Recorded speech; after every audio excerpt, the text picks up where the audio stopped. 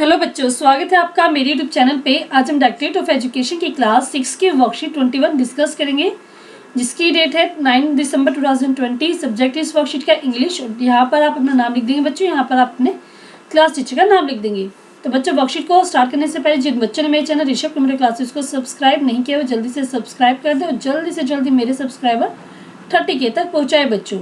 और जिन बच्चों ने अभी तक 8 दिसंबर की वर्कशीट नहीं की है वो जल्दी से जल्दी मेरी इस वीडियो के डिस्क्रिप्शन में जाएं और 8 दिसंबर की सारी वर्कशीट अपनी कंप्लीट कर लें।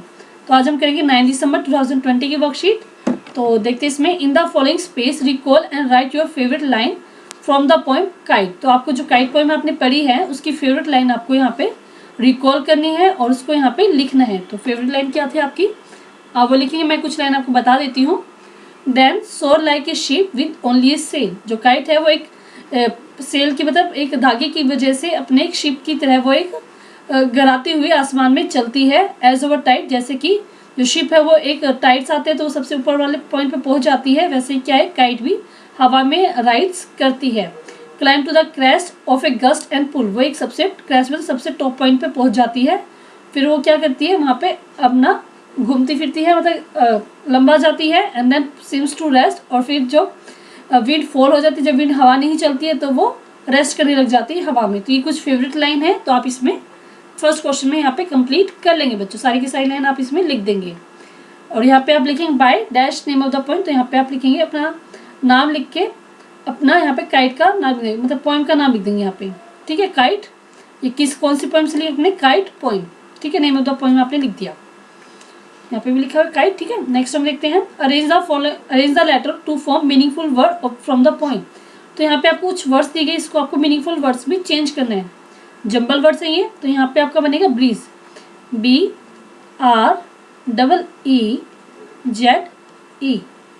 क्योंकि आपका ब्रीज, ब्रीज मतलब हवा। तो ये हमारा स्ट्रिंग, STRING, स्ट्रिंग मतलब धागा। ये आपका क्रेस्ट, CREST, क्रेस्ट, क्रेस्ट मतलब सबसे टॉप का पॉइंट। ठीक है, नेक्स्ट हमारे पास ब्राइट, BRIGHT, ब्राइट मतलब चमकीला। तो ये सब आपके वर्ड्स यहाँ पे से पूरे हो गए। अब हम करते हैं question number 3। Read the stanza from the poem and answer the question that follow in complete sentence taking the hint provided. तो आपको इस स्टेंजा दिया गया, इसको पढ़ना है। ये पोएम में से दिया गया आपको और इसमें क्वेश्चन दिए गए, उसको पढ़ के आपको क्वेश्चन के आंसर देने हैं। और यहाँ पे कुछ आपको हिंट दी गई, उसकी हेल्प से आपको इन क्वेश्चन को पूरा करना है। तो पहले पोएम देख लेते हैं। How bright on the blue is a kite when it's new. जब एक जो काइट होती है वो जब न्यू होती है तो नीले आसमान बहुत ही चमकदार लगती है। ठीक है, तो यहाँ पे क्या हम with a dive and deep it snap its tail. तो ये डुबके लगाते लगाते गराते हुए अपने अपनी जो टेल होती है उसको घुमाती है। Then soar like a ship, और फिर वो एक शिप की तरह गराती हुई विद ओनली सेल, एक पूंछ की हेल्प से शिप की तरह वो चलती है टाइट्स, मतलब टाइट्स के ऊपर। क्योंकि कभी क्या होती है, हवा तेज चलती है, कभी मंदी चलती है, तो एक शिप की तरह ही एक सबसे ऊपर पॉइंट पे पहुंच जाती है। और विंड इट राइड्स, और हवा की तरह हवा के ऊपर ये सवारी करती है। क्लाइम्स टू द क्रेस्ट, और ये सबसे टॉप पॉइंट पे पहुंचती है।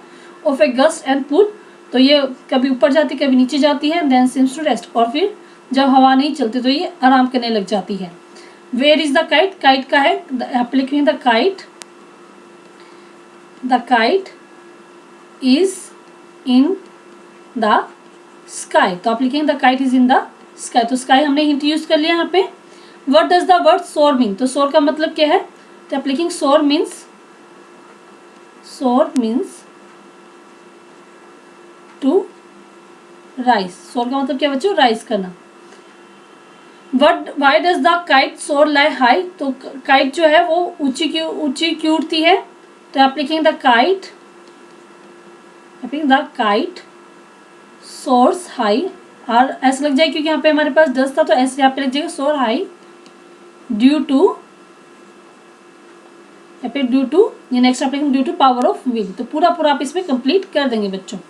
What happen when the wind fall, जब हवा रुक जाती है तो क्या होता है। तो अब इसमें लिखेंगे व्हेन द विंड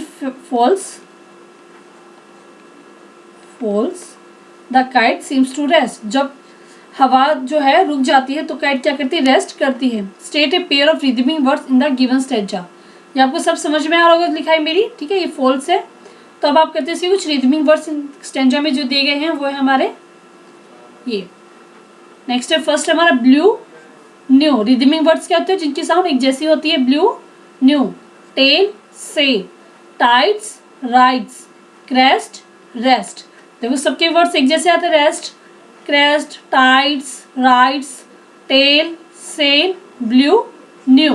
तो इस प्रकार अपना ये चारों के चारों पॉइंट इसमें लिख देंगे बच्चों। तो ठीक है, तो ये अपना ई पार्ट्स भी हमारा कंप्लीट हो गया। तो पूरी वर्कशीट हमारी कंप्लीट हो गया। अगर आपको बच्चों वर्कशीट समझ में अच्छी लगी है तो इस मेरे यूट्यूब चैनल को सब्सक्राइब कर दे जल्दी से जल्दी। ऋषभ कंप्यूटर क्लासेस को अपने दोस्तों के साथ शेयर करें ताकि वो भी मेरे चैनल को सब्सक्राइब कर लो। जल्दी से जल्दी सब्सक्राइबर जो है 30K तक पहुँचाए बच्चों। लाइक करें मेरी इस वीडियो को ताकि मुझे पता चले कि आपको वीडियो अच्छी लगी है। कमेंट करें अगर आपको कुछ समझ में नहीं आया तो मुझे कमेंट सेक्शन में बताएं। ठीक है बच्चों, तो थैंक यू वेरी मच।